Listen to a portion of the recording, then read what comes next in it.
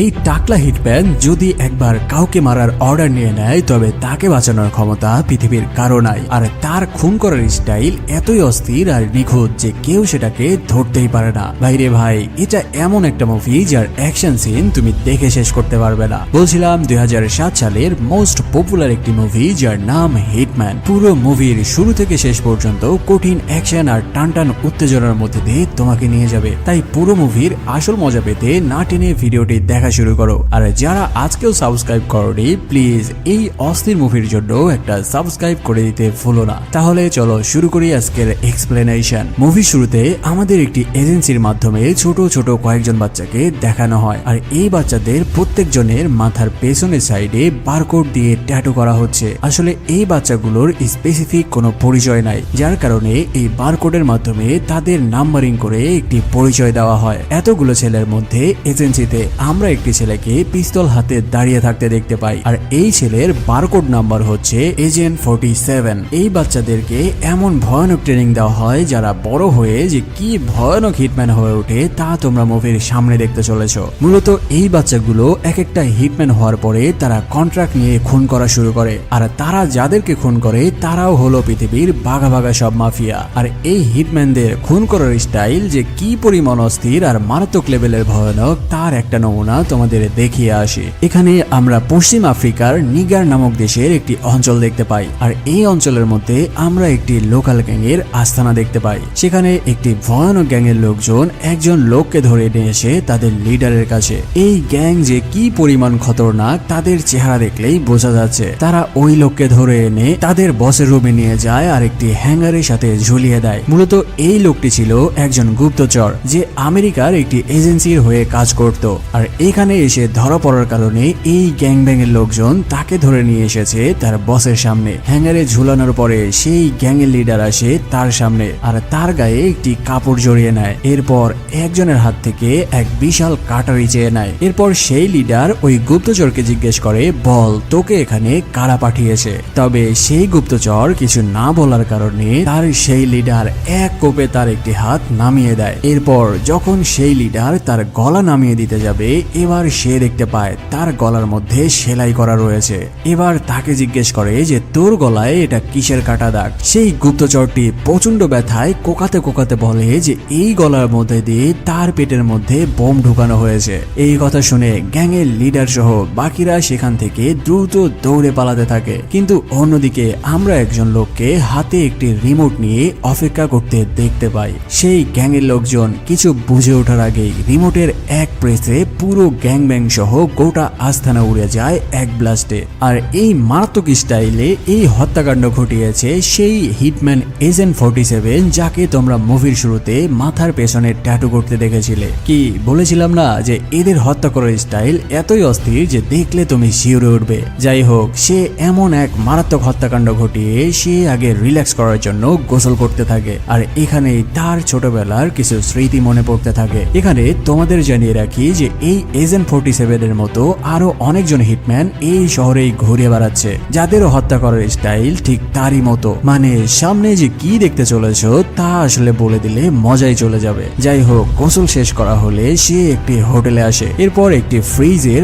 আইস কিউবের মধ্যে তার সেই গানটি লুকিয়ে রাখে। তার দরজার কার্পেটের নিচে কিছু মার্বেল রেখে দেয়। এবার রুমের মধ্যে ঢুকে সে একটি গ্রেনেডের পিন খুলে দরজার দুই পাশের কোপাটের সাথে লাগিয়ে রাখে যেন বাহির থেকে কেউ দরজা খোলার সাথে সাথে সেটি ব্লাস্ট হয়ে যায়। এরপর সে তার ল্যাপটপ তুলে নিয়ে একটি মেয়ের সাথে কথা বলতে থাকে যার নাম ডায়ানা। মূলত এজেন্ট 47 নামের এই হিটম্যান এই ডায়ানা নামক মেয়ের মাধ্যমে প্রত্যেকটি মার্ডার করার অর্ডার পায়। আর প্রত্যেকটি হত্যা করার বিনিময়ে সে মোটা পরিমাণ টাকাও পেয়ে থাকে। তবে কাকে খুন করতে হবে এবং কোন স্টাইলে খুন করতে হবে তার উপর ডিপেন্ড করে তার টাকার পরিমাণ বাড়তে থাকে। যাই হোক, এবার ডানা তাকে জানায় যে তাকে এবার হত্যা করতে হবে স্বয়ং ফ্রান্সের প্রেসিডেন্ট বিলি কফকে। আর এই হত্যাকাণ্ড ঘটানোর জন্য তাকে 3 গুণ বেশি টাকা দেওয়া হবে। এখানে ডায়ানা তাকে এই মিশনের সকল কিছু বুঝিয়ে বলতে থাকে। কিন্তু অন্যদিকে দেখা যায় পশ্চিম আফ্রিকার নিগার নামক সেই দেশে এমন মারাত্মক স্টাইলে হত্যাকাণ্ড করার কারণে সেই এজেন্ট 47 এর লোকেশন ট্র্যাক করে সেখানে পৌঁছে যায় একজন আমেরিকান FBI অফিসার যার নাম মাইক। কারণ মাইক ভালো করে জানে এই স্টাইলে হত্যাকাণ্ড একমাত্র এজেন্ট 47 ছাড়া কেউই করতে পারবে না। কারণ এখানে আমরা জানতে পারি যে এই FBI অফিসার মাইক গত 20 বছর ধরে এই এজেন্ট 47 কে ধরার চেষ্টা করছে। তবে শুধু FBI অফিসার মাইক নয়, বরং মাইকের থেকেও আরো বাঘা বাঘা অফিসারও তাকে ধরতে না পেরে এই মিশন থেকে সরে গিয়েছে। আর সেই অফিসাররা মনে করত যে এই এজেন্ট 47 কে কোনোদিনই হাতে নাতে ধরা সম্ভব নয়। তবে এখানে মাইক মনে করে যে একদিন না একদিন সে এজেন্ট 47 কে ঠিকই ধরে ফেলবে। তাই সে নিগার নামক সেই দেশের সেনাবাহিনীর একটি ক্যাম্পে যায় আর এজেন্ট 47 কে ধরার জন্য তাদের কাছে হেল্প চায়। তবে সেনাবাহিনীর মেজর জানায়, দেখো ভাই, এটা তোমার দেশের সমস্যা। আমরা গত 30 বছর ধরে যেই গ্যাংকে মারতে পারিনি, তোমার এই একটা হিটম্যান মাত্র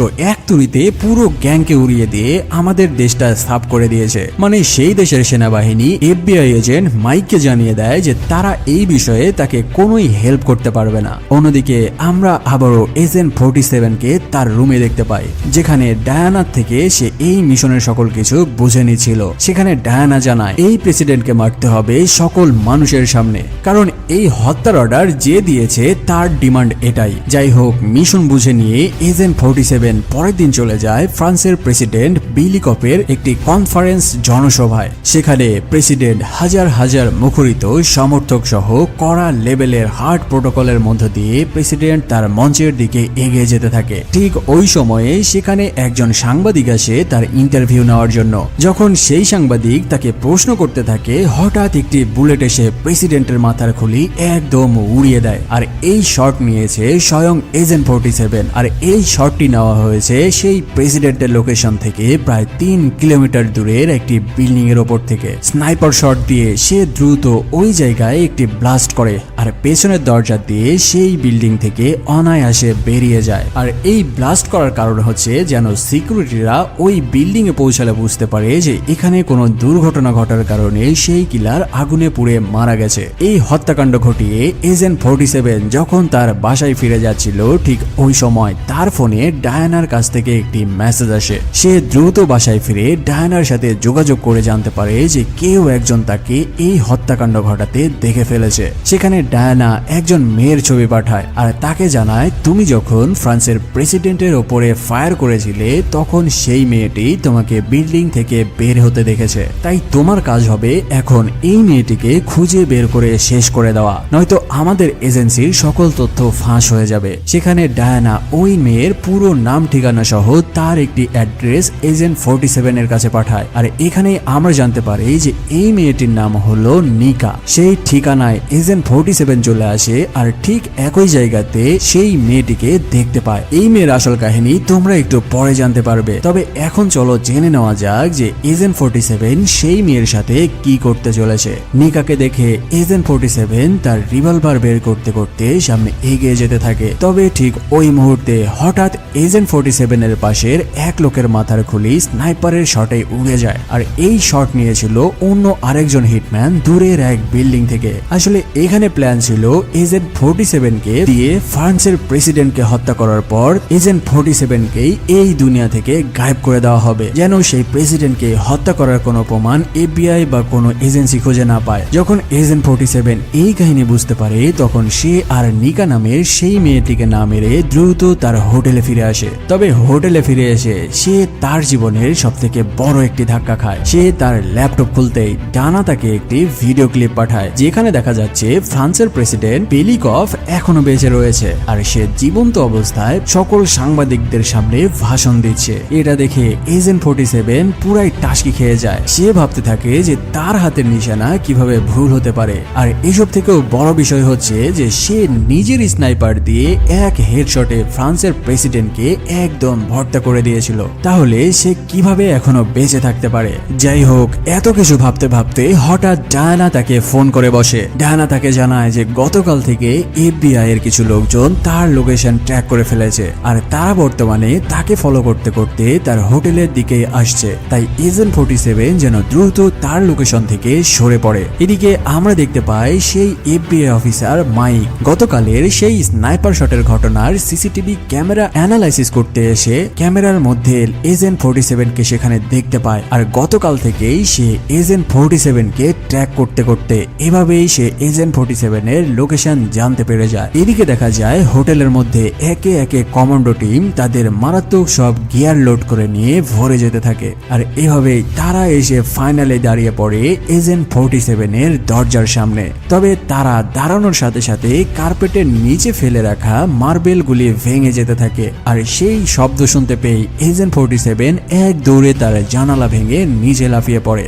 আর এইদিকে সেই কমান্ডোরা যেই রুমের দরজা ভেঙে ভেতরে ঢুকে সেই গ্রেনেডের পিন খুলে যায় আর সকলেই এক ব্লাস্টে একদম ভর্তা হয়ে যায়। এবার এজেন্ট 47 ফ্রিজের কাছে যায় আর সেই আইস কিউবের মধ্যে লুকানো তার কাস্টমাইজ একটি গান বের করে আনে। তারপর আস্তে আস্তে হোটেল থেকে বেরিয়ে যেতে থাকে। তার সামনে কোনো কমান্ডো বা প্যারা কমান্ডো আছে সেটা দেখার সময় নাই। সে সামনে যাকেই পাচ্ছে তাকেই সামান্য একটা গান দিয়েই উড়িয়ে দিতে থাকে। কিন্তু সে যখন বুঝতে পারে যে সামনে হয়তো আরো কমান্ডো রয়েছে আর তার গানের বুলেটও শেষ হয়ে যাচ্ছে, তাই এবার সে বুদ্ধি করে লিফটের ওপরের অংশে উঠে পড়ে। কিন্তু অন্যদিক থেকে সেই FBI অফিসার মাইক বুঝতে পারে যে এজেন্ট 47 লিফটের ওপরে উঠে গেছে, তাই তার কমান্ডোদের লিফটের মধ্যে পাঠায়। কিন্তু এজেন্ট 47 লিফটের ওপর থেকে একে একে ফায়ার করে লিফটের মধ্যে থাকা সকল কমান্ডোদের শুইয়ে দেয়। এরপর লিফটকে অটোমেটিক ভাবে নিচে পাঠিয়ে দিয়ে সে ওপরের দিকে উঠতে থাকে। তবে সে যেই ফ্লোরে নামে অমনি তার সামনে চলে আসে সেই FBI অফিসার মাইক। তবে সে এখানেও মাইককে ঘোল খাইয়ে সেই বিল্ডিং থেকে এক লাফে পানির মধ্যে পড়ে যায় আর অবশেষে এবারও মাইকের হাত থেকে বেঁচে যায়। আর অন্যদিকে মাইকের একটি অ্যাসিস্ট্যান্ট সেই লিফটের কাছে যেয়ে দেখতে পায় যে তাদের পাঠানো কমান্ডোরা একদম সাথু হয়ে লিফটের মধ্যে মরে পড়ে রয়েছে। যাই হোক, এক মিশনে তারা এতগুলো কমান্ডোকে একসাথে হারিয়ে পুরোই হতাশ হয়ে পড়ে। কিন্তু তারা চলে আসে এজেন্ট 47 এর সেই রুমে যেখান থেকে সে মিশন পরিচালনা করত। সেখানে এসে আগে তারা দ্রুত এজেন্ট 47 এর ল্যাপটপটি খোলার চেষ্টা করে। তবে তারা দেখতে পায় যে এই ল্যাপটপটি সে অনেক আগেই নষ্ট করে ফেলেছে। তবে ল্যাপটপ ছাড়াও তারা একটি বক্স দেখতে পায় আর সেখানে মাইক ওই বক্সের মধ্যে বিভিন্ন ধরনের গিয়ার দেখতে পায়। তবে এমন বড় হোটেলের মধ্যে এমন এক ঘটনা ঘটার পরে সেখানে চলে আসে ইন্টারপোলের আরেক অফিসার যার নাম মার্কভ। সেখানে এসেই ইন্টারপোলের এই অফিসার মার্কভ জানায়, সামান্য একটা হিটম্যানকে ধরতে পারো না, তাহলে তোমরা বড় বড় মিশন কিভাবে সাকসেস হবে। কিন্তু এখানে ইন্টারপোলের অফিসার তো আর জানে না যে এই মাইক নামের অফিসার গত 20 বছর ধরে এই মিশনে রয়েছে। যাই হোক, এই ইন্টারপোলের অফিসার মার্কভকে মাইকের তেমন সুবিধার লোক মনে হয় না, তাই সে এজেন্ট 47 এর লাগেজ থেকে একটি ওয়্যারলেস ছোট মাইক্রোফোন বের করে নেয় আর কথার মধ্যে তাকে ব্যস্ত রাখার সাথে সাথে তার জামার কলারের মধ্যে একটি মাইক্রোফোন বসিয়ে দেয়। অন্যদিকে আমরা এজেন্ট 47 কে দেখতে পাই যে ওই হোটেল থেকে পালিয়ে সরাসরি চলে আসে ওই মেয়ে নিকার বাসায়। সেখানে এসে তাকে গান পয়েন্ট করে হোস্টেস করে নেয় আর তাকে বলতে থাকে, বল আমার পেছনে লাগার জন্য তোকে কে পাঠিয়েছে। কিন্তু এখানে নিকা নামের সেই মেয়েটি তাকে কিছুই বলতে না চাইলে এবার সে তাকে তুলে নিয়ে চলে আসে তার অন্য আস্তানায়। এবার সে নিকাকে একটি চেয়ারের সাথে বেঁধে শেষবারের জন্য জিজ্ঞেস করতে থাকে। সে বলে, তোর কাছে মাত্র 5 মিনিট সময় আছে, বল সেদিন আমার পেছনে তোকে কোন এজেন্ট পাঠিয়েছিল। তবে এবার নিকা তাকে জানায় যে তাকে কোনো এজেন্টই পাঠায়নি আর সে এজেন্ট 47 কে আগে কোনোদিনই দেখেনি। এবার এজেন্ট 47 জিজ্ঞেস করে, তাহলে তোর গালে এটা কিসের ট্যাটু? তোকে দেখে মনে হচ্ছে তুই কোনো এজেন্টের হয়ে কাজ করিস। তবে এখানে নিকা নামের সেই মেয়েটি তাকে জানায় যে এই জায়গাটি হলো তার শরীরের মধ্যে সব থেকে স্পেশাল একটা জায়গা। আর এখানেই আমরা এই নিকা নামের মেয়ের আসল পরিচয় জানতে পারি। আসলে এই নিকা নামের মেয়েটি হলো প্রস্টিটিউট বা রাতের পরী, কিন্তু এই নিকা নামের মেয়েটির উঠা বসা হলো একদম টপ ক্লাস লোকদের সাথে, মানে বলতে পারো মন্ত্রী, মিনিস্টার, এমনকি প্রেসিডেন্টের সাথেও। ঠিক এমনই একদিন তাকে ভাড়া করে নিয়ে গিয়েছিল ফ্রান্সের প্রেসিডেন্ট ভ্যালিকভ। তবে এই ভ্যালিকভ নামের মানুষটা সামনে যত সাদাসিধে আর পরিষ্কার, তার ভেতরের অবস্থা ততটাই নোংরা আর কুৎসিত, কারণ সে নিকাকে একদম উলঙ্গ করে তাকে প্রহার করত। মানে ফ্রান্সের এই প্রেসিডেন্ট ভ্যালিকভ ছিল একটি বিকৃত মস্তিষ্কের মানুষ। মানুষ। আর ভেলিকভ তাকে পুরো নাঙ্গা করে পুরো শরীরে বেত দিয়ে আঘাত করলেও তার এই মুখের এই জায়গায় সে কোনোদিন আঘাত করেনি, তাই সে এই জায়গার স্মরণেই ট্যাটু করেছে। নিকার মুখে এই কথাগুলো শুনে তার উপরে এজেন্ট 47 এর মায়া হয়, তাই সে তাকে এই যাত্রায় না মেরে ছেড়ে দেয়। অন্যদিকে আমরা এফবিআই অফিসে দেখতে পাই যে তারা এবার উঠে পড়ে লেগে গেছে এজেন্ট 47 কে যেভাবেই হোক ধরতে হবে। এজেন্ট 47 নিকাকে নিয়ে একটি স্টেশনে আসে তাকে সেফ এক্সিট দেওয়ার জন্য। তবে ঠিক ওই স্টেশনেই সেদিন এফবিআই অফিসারের মাইক সহ ইন্টারপোলের অফিসার মার্ক ও তার লোকজন উপস্থিত ছিল এজেন্ট 47 কে ধরার জন্য। কিন্তু তোমরা তো ভালো করে জানো এজেন্ট 47 কোনো কাঁচা খেলোয়াড় না। সে ওই স্টেশনে পা রাখার সাথে সাথে বুঝে যায় যে তাকে ধরার জন্য এখানে ফাঁদ পাতা হয়েছে, তাই সে নিকাকে সেখানেই রেখে কোথায় যেন মিলিয়ে যায়। আর এদিকে দুই অফিসার মিলে বুঝতেও পারেনি যে তাদেরই নাকের ডগার সামনে এজেন্ট 47 গায়েব হয়ে গেল। যখন দুজন অফিসারই বুঝতে পারে যে এজেন্ট 47 তাদেরকে ঘোল খাইয়ে পালিয়ে গেছে, তখন তারা দ্রুত হন্তদন্ত হয়ে খোঁজাখুঁজি করতে শুরু করে। আর এভাবেই খুঁজতে খুঁজতে তারা এসে পড়ে সেই স্টেশনের বাংকারের নিচে। তবে এখানে আগে থেকে লুকিয়ে ছিল সেই স্নাইপার যে এজেন্ট 47 কে মারার জন্য সেদিন স্নাইপার শট নিয়েছিল। এজেন্ট 47 তাকে দেখতে পেয়ে আগে তার হাতে শুট করে তার গান ফেলে দেয়। এরপর তাকে কেলাতে কেলাতে জিজ্ঞেস করে, বল সেদিন তোকে কে পাঠিয়েছিল আমার মাথায় স্নাইপার শট দেওয়ার জন্য। তবে ঠিক ওই সময়ে এজেন্ট 47 ছায়াতে দেখতে পায় যে সেখানে বেশ কিছু অফিসার চলে এসেছে, তাই সে আর কোনো সুযোগ না দিয়েই সেই স্নাইপারকে এক শটে খতম করে দিয়ে সেখান থেকে চলে যায়। কিছু দূর আগানোর পরে হঠাৎ তার চারপাশ থেকে তাকে ঘিরে ধরতে থাকে তার ছোটবেলার কিছু বন্ধুরা, যারা আজকে বড় হয়ে গেছে। তোমাদের কি মনে আছে ভিডিওর শুরুর দিকে বলেছিলাম যে এই শহরে এজেন্ট 47 এর মতো আরো অনেক হিটম্যান রয়েছে, আর এরাই হলো সেই হিটম্যান। এত বছর পর তাদেরকে দেখে এজেন্ট 47 বেশ অবাক হয়। তবে সে আরো অবাক হয় যখন সে বুঝতে পারে যে এই হিটম্যানদেরকে পাঠানো হয়েছে তাকে মারার জন্য। ফলে এবার সে নিজেকে বাঁচানোর জন্য তার কোমর থেকে আস্তে করে দুইটা চাকু বের করে নেয়। এরপর শুরু হয় সেখানে কয়েকজন হিটম্যানের মধ্যে কঠিন লড়াই। কেউ যেন কারো থেকে একটুও কম না। তবে এজেন্ট 47 প্রত্যেককেই একে একে কেটে মেরে ফেলতে থাকে। আর এভাবে সবাইকে মেরে এবার সে এসে বাকি একজনকে ধরে, তার গলায় সে রশি পেঁচিয়ে ধরে আর একদম শ্বাসরোধ করে অবশেষে তাকে মারতে সক্ষম হয়। তবে ঠিক ওই মুহূর্তে সেখানে চলে আসে এফবিআই অফিসার মাইকের একজন অ্যাসিস্ট্যান্ট যার নাম জেন। সে এসে এজেন্ট 47 এর দিকেই গান তাক করে ধরে তাকে সারেন্ডার করতে বলে, কিন্তু সে তো জানে না যে সে কার দিকে গান তাক করেছে। এজেন্ট 47 এক শটে অ্যাসিস্ট্যান্ট জেনের হাত ফুটো করে দেয় আর তারপর তারই গান নিয়ে তাকেই হোস্টেস করে নেয়। ঠিক ওই সময়ে সেখানে চলে আসে এফবিআই অফিসার মাইক। সে এসে দেখতে পায় যে তার অ্যাসিস্ট্যান্ট জেন এজেন্ট 47 এর হাতে ইতিমধ্যেই কট খেয়ে গেছে। তাই এফবিআই অফিসার মাইক তার অ্যাসিস্ট্যান্টকে বাঁচাতে নিজেও সারেন্ডার করে আর তার গান নামিয়ে নিতে বাধ্য হয়, কারণ এজেন্ট 47 এর সাথে কোনো রকম চালাকি করা যাবে না, এরা খুবই ভয়ানক। যখন মাইক নিজেকে সারেন্ডার করে গান নামিয়ে নেয়, এবার এজেন্ট 47 সেখান থেকে চলে যাওয়ার আগে মাইকের বুকেও শুট করে দেয় আর সেখান থেকে নিকাকে নিয়ে সরে যায়। সিন শিফট হলে আমরা দেখতে পাই এফবিআই অফিসার মাইক এখনো বেঁচে রয়েছে। আসলে তার বুকে ব্লাড প্রুফ ভেস্ট থাকার কারণে সে এই যাত্রায় প্রাণে বেঁচে গেল। এই ঘটনার কিছুক্ষণের মধ্যেই সেখানে চলে আসে ইন্টারপোলের অফিসার মার্কভ। সে এসে বলতে থাকে, তোমাকে আগেই বলেছিলাম যে তোমাকে দিয়ে এইসব কাজ হবে না, তাই তুমি এই কেস আমার উপরে ছেড়ে দাও। সামান্য একটা বাচ্চা ছেলেকে সামলাতে পারো না, তোমরা কিভাবে এত বড় বড় গ্যাং কন্ট্রোল করো? তবে এফবিআই অফিসার মাইক তার এই কথার কোনো উত্তর দেয় না। যাই হোক, এদিকে আমরা গাড়ির মধ্যে এজেন্ট 47 ও নিকাকে দেখতে পাই। আজকের এই ঘটনা নিকার সামনে ঘটার কারণে এবার নিকা এজেন্ট 47 কে জিজ্ঞেস করে যে আসলে তুমি কে, তোমার আসল পরিচয় কি? তবে এজেন্ট 47 তার নিজের কোনো পরিচয় না দিয়ে উল্টা তাকে জিজ্ঞেস করে যে তুমি ফ্রান্সের প্রেসিডেন্ট বেলিকপের বাসায় সেদিন কিভাবে গিয়েছিলে।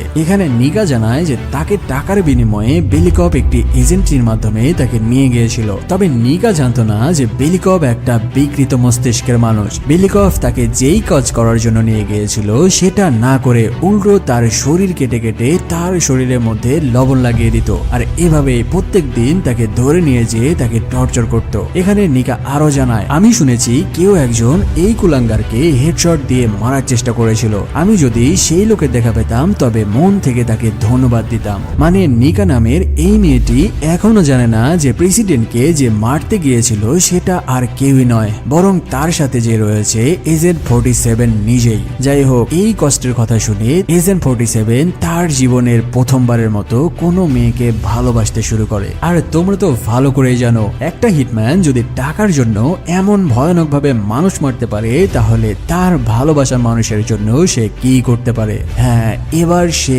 এই প্রেসিডেন্ট বেলিকভকে মারার জন্য মরিয়া হয়ে পড়ে, কারণ আগের বার সে গিয়েছিল টাকার জন্য, তবে এবার সে এই প্রেসিডেন্টের পেছনে পড়ে গেছে তার ভালোবাসার মানুষের জন্য।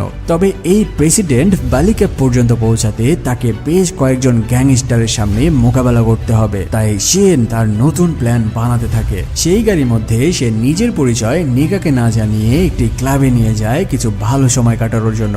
তোমরা কি ভেবেছো এই হিটম্যান গেছে সেখানে প্রেম করতে? আরে না রে ভাই, সে রয়েছে অন্য মিশনে। সেখানে আমরা দেখতে পাই সে নিকার সাথে বসে গল্প করার অভিনয় করতে থাকে আর কোনো কিছুর একটা অপেক্ষা করতে থাকে। ঠিক ওই সময়ে একজন ওয়েটার তার পাশ দিয়ে ওয়াইনের গ্লাস নিয়ে যাওয়ার সময় সে কোনো কথা ছাড়াই সেটা তুলে নেয়। তবে ওয়েটার জানায়, স্যার এটা আমাদের অন্য গেস্টের জন্য। তাই এজেন্ট 47 সেই গ্লাসটি ওয়েটারকে আবারও ফিরিয়ে দেয়। তবে এই সময়ের মধ্যেই সে ওই ওয়াইনের মধ্যে এক বিশেষ ধরনের বিষ মিশিয়ে দেয়, আর সেই ওয়েটার ওই ওয়াইন নিয়ে যায় একজন গ্যাংস্টারের কাছে। আসলে এই গ্যাংস্টারকে ধরতে পারলেই সে ভ্যালিকা পর্যন্ত পৌঁছাতে পারবে। কিছুক্ষণের মধ্যে সেই ওয়াইন খাওয়ার জন্য সেই গ্যাংস্টারের গলায় ব্যথা শুরু হয়ে যায়, তাই সে নিজেকে ফ্রেশ করার জন্য ওয়াশরুমের দিকে যায়। ঠিক ওই সময়ে এজেন্ট 47 উঠে সেই ওয়াশরুমের দিকে যেতে থাকে। তবে সেই ওয়াশরুমের সামনে ছিল সেই গ্যাংস্টারের ভয়ানক সব বডিগার্ড। ওয়াশরুমে ঢোকার আগে সেই বডিগার্ড গুলো এজেন্ট 47 এর পুরো বডি ভালোভাবে তল্লাশি করে নেয়, তারপর তাকে ভেতরে যাওয়ার পারমিশন দেয়। তারপর সে পাশের একটি ওয়াশরুমের মধ্যে ঢুকে যায় আর কোমোডের ওপরের ফ্ল্যাশের মধ্যে লুকিয়ে রাখা একটি গান বের করে আনে। আর এই গানটি সে আগের দিন এসে এই ওয়াশরুমের মধ্যে লুকিয়ে রেখেছিল।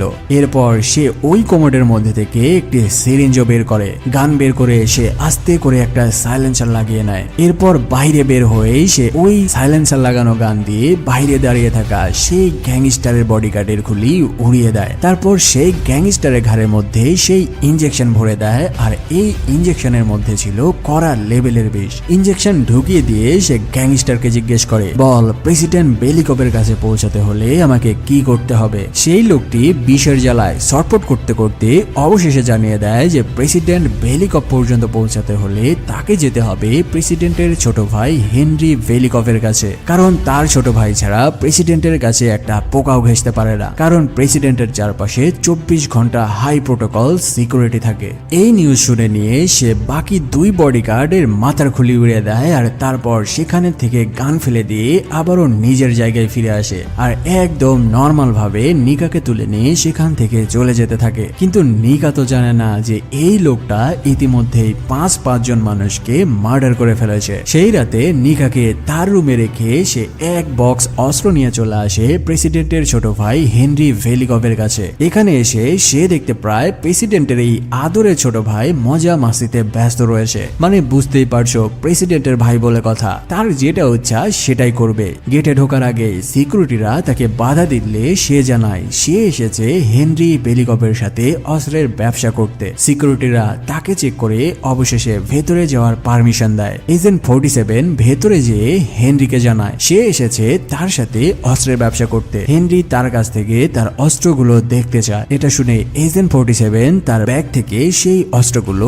একে একে বের করে এনে টেবিলে সাজাতে থাকে। এজেন্ট 47 এর এই অস্ত্রগুলো দেখে হেনরি বলতে থাকে এগুলো তো সবই চাইনিজ আর খেলনা মাল। তাই হেনরি তাকে জানিয়ে দেয় যে তার এই ছোটখাটো মেশিন দিয়ে কিছু হবে না, তার কাছে যদি মেশিন গান বা অন্য কোনো হেভি গান থাকে তাহলে সেটা দেখাতে পারে, আর যদি সেটা না দেখাতে পারে তবে এজেন্ট 47 যেন এখান থেকে চলে যায়। কিন্তু এই বেচারা হেনরি তো আর জানে না যে এই হিটম্যান এখানে এসেছে তাকে মেরে ফেলতে। হেনরির এই সকল কথা শুনে এজেন্ট 47 জানায় মেশিন চায়না হোক বা খেলনা হোক সেটা বড় কথা নয়, মেশিনটা কার হাতে রয়েছে সেটা বড় কথা। চালাতে জানলে খেলনা মেশিন দিয়েও মানুষ টপকে দেওয়া সম্ভব। এই কথা বলার সাথে সাথে সে তার দুইটা অটোমেটিক সেমি মেশিন গান হাতে তুলে নেয় আর সাথে সাথে ফায়ার করে একে একে হেনরির সকল বডিগার্ড সহ আশেপাশের চালাদের উড়িয়ে দিতে থাকে। ভাইরে ভাই, পুরো মুভির মধ্যে এখানে যেই লেভেলের শুটিং দেখানো হয়েছে তা এক কথায় পুরাই মাস্টারপিস। সে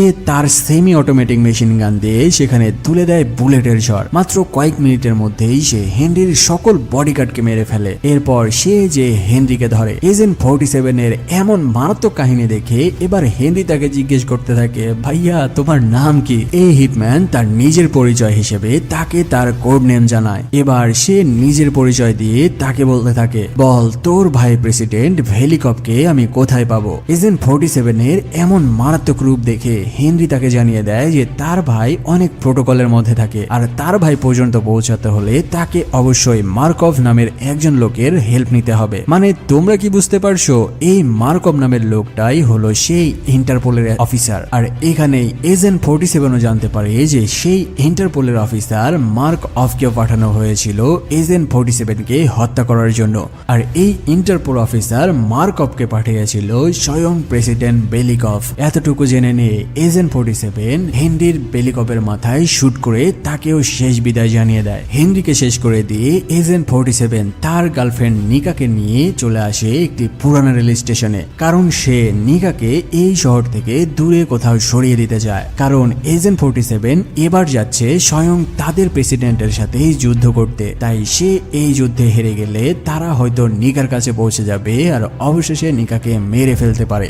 স্টেশনে পৌঁছে এজেন্ট 47 তার গার্লফ্রেন্ড নিকাকে একটি টেনে তুলে দেয় আর তাকে ফাইনালি জানিয়ে দেয় যে সে তার প্রেমে পড়ে গেছে। সে তাকে এটাও জানায় তার জীবনের সব থেকে গুরুত্বপূর্ণ একটা মিশন কমপ্লিট করে সে নিকার কাছে ফিরে আসবে। এই সব কিছু বলতে বলতে সে এক আবেগঘন মুহূর্ত দিয়ে নিকাকে বিদায় জানায়। অন্যদিকে দেখা যায় প্রেসিডেন্ট বেলিকভ তার ছোট ভাই হেনরির মৃতদেহ খুঁজে পেয়েছে, আর এই কারণে সেখানে ডেকে আনা হয় ইন্টারপোলের অফিসার মার্কভকে। এখানে প্রেসিডেন্ট ইন্টারপোলের অফিসার মার্কভকে বলে যে তার ছোট ভাইকে মেরেছে তার বডি যেন 24 ঘন্টার মধ্যে এই মর্গে থাকে। কিন্তু তারা তো জানে না যে এই আগামী 24 ঘন্টার মধ্যে তাদের সাথে কি হতে চলেছে। সেখান থেকে যখন ইন্টারপোলের অফিসার মার্কভ ফিরে যাচ্ছিল, হঠাৎ তার পেছন থেকে এসে তাকে ধরে এজেন্ট 47। পরের দিন সকাল হতে আমরা দেখতে পাই ইন্টারপোলের সেই অফিসার মার্ক অফের পুরো বডি একটি বাথটবের মধ্যে বাঁধা অবস্থা রয়েছে, আর তার হাতে একটি ওয়াকি টকি রয়েছে। এবার এজেন্ট 47 এসে জানায়, আমি এখন প্রেসিডেন্ট বেলিকভকে মারতে যাচ্ছি, তোর হাতে মাত্র 30 মিনিট সময় রয়েছে। প্রেসিডেন্টের সামনে তোর টিমের একজন স্নাইপার রয়েছে যাকে আমি টাকা দিয়ে কিনে নিয়েছি। 30 মিনিট পরে এই বোমার কাউন্টডাউন শুরু হবে, আর তুই ওয়াকি টকির মাধ্যমে তোর সেই স্নাইপারকে অর্ডার করবি প্রেসিডেন্টের উপরে শুট করার জন্য। আর যদি তুই এই কাজ না করিস তবে 30 মিনিট পরে এখানে অটোমেটিক ব্লাস্ট হয়ে তোর বডি ছিন্ন ভিন্ন হয়ে যাবে। অন্যদিকে আমরা প্রেসিডেন্ট বেলিকভকে দেখতে পাই যে একটি ব্রিফিং এ ভাষণ দিচ্ছিল, আর তারই সামনে একজন স্নাইপার তাকে টার্গেট করে অর্ডারের অপেক্ষায় বসে রয়েছে। তবে 30 মিনিট হওয়ার আগেই সেই ইন্টারপোলের অফিসার মার্কভ তার নিজের জানের জন্য ওয়াকি টকিতে নির্দেশ দিয়ে দেয় যে প্রেসিডেন্টের উপরে শুট করতে। অর্ডার পেয়ে সেই স্নাইপার পর 3টা শুট করে প্রেসিডেন্টের দিকে। তবে এই প্রেসিডেন্ট এতই চতুর ছিল যে 3টা স্নাইপার শটের একটাও তার মাথায় লাগে না, আর এই স্নাইপার শটের কারণে সেখানের সিকিউরিটিরা দ্রুত প্রেসিডেন্টকে প্রোটোকল দিয়ে সরিয়ে নিতে থাকে, আর সেখানে একটা হুলুস থুলুস জগা খিচুড়ি তৈরি হয়। ঠিক এই পরিস্থিতির সুযোগ নিয়ে সেখানে চলে আসে এজেন্ট 47, আর তার গান দিয়ে একে একে সকল গার্ডদের উড়িয়ে দিতে থাকে। যাই হোক, এদিকে ভেতরে এজেন্ট 47 সকল গার্ডদের মেরে ফেলে, আর এই সুযোগ নিয়ে সে প্রেসিডেন্টকে অন্য রুমের মধ্যে নিয়ে ঢুকে পড়ে। সেখানে প্রেসিডেন্টকে একটি চেয়ারের মধ্যে বেঁধে এবার শেষবারের জন্য জিজ্ঞেস করে, বল নিকা নামের মেয়েটি তোর সাথে কি অপরাধ করেছিল? তবে সেখানে প্রেসিডেন্ট ভেলিকভ এজেন্ট 47কে ভয় দেখাতে থাকে। সে বলতে থাকে, তুই কি ভেবেছিস আমার সিকিউরিটিরা তোকে ছেড়ে দেবে? তারা এসে তোর এমন অবস্থা করবে যে ভবিষ্যতে কেউ তোর মতো হিটম্যান হওয়ার আগে 10 বার ভাববে। এসব কথা শুনতে শুনতেই কোনো রকম কথা ছাড়াই এজেন্ট 47 হঠাৎ প্রেসিডেন্টের মাথা বরাবর এক শুট করে দেয়, আর সে ওই জায়গায় থেকে না পালিয়ে যে আবারও যে চেয়ারে বসে আর কারোর জন্য অপেক্ষা করতে থাকে। ঠিক ওই সময়ে সেখানে এফবিআর অফিসার মাইক তার কমান্ডো টিম নিয়ে ওই রুমে ঢুকে পড়ে, আর এজেন্ট 47কে অবশেষে অ্যারেস্ট করতে সক্ষম হয়। সেখানে মাইক বলতে থাকে, বলেছিলাম না তোকে আমি একদিন না একদিন ঠিকই ধরে ফেলবো। আরে তোমরা কি ভেবেছো এজেন্ট 47 এত সহজেই ধরা দিয়ে দিল? আসল কাহিনী তো একটু পরেই দেখ। মুভির একদম লাস্টের সিনে আমরা নিকাকে দেখতে পাই, তবে অন্য এক বিল্ডিং এর উপরে আমরা আরো একজন হিটম্যানকে দেখতে পাই যে নিকার দিকে স্নাইপার তাক করে রেখেছিল। আর এই হিটম্যানও দেখতে হুবহু একদম SN47 এর মতোই রয়েছিল। আর এই হিটম্যানের সামনে আরো একজন হিটম্যানের মৃতদেহ পড়েছিল। আর এই রহস্যের মধ্য দিয়ে এই মুভি এখানেই শেষ হয়। এখন প্রশ্ন হলো, এই হিটম্যানের পাশে মরে পড়ে থাকা এই হিটম্যান আসলে কে ছিল? আর সেই হিটম্যান কি তারই স্নাইপার দিয়ে নিকাকে শুট করেছিল? আর সব থেকে বড় প্রশ্ন হলো যে নিকার দিকে যে স্নাইপার তাক করে রেখেছে এই হিটম্যানই বা কোন হিটম্যান? তার কাহিনী জানা যাবে এই মুভির দ্বিতীয় পর্বে। এই মুভির পরের পার্ট এতই লেভেলের অস্থির আর মারাত্মক সব স্নাইপার শট দিয়ে ভরপুর যে এটা না দেখলে তোমাদের বড় কিছু লস হয়ে যাবে। যদি তোমরা এই মুভির পরের পার্ট এক্সপ্লেন আমার চ্যানেলে দেখতে চাও তবে কমেন্ট করতে অবশ্যই ভুলো না। সেই সাথে যারা এখনো সাবস্ক্রাইব করোনি প্লিজ একটি সাবস্ক্রাইব করে দেওয়ার অনুরোধ রইল। দেখা হচ্ছে পরবর্তীতে নতুন এরকম আরো এক মারাত্মক মুভির এক্সপ্লেনেশন নিয়ে। সে পর্যন্ত ভালো থাকো, সুস্থ থাকো।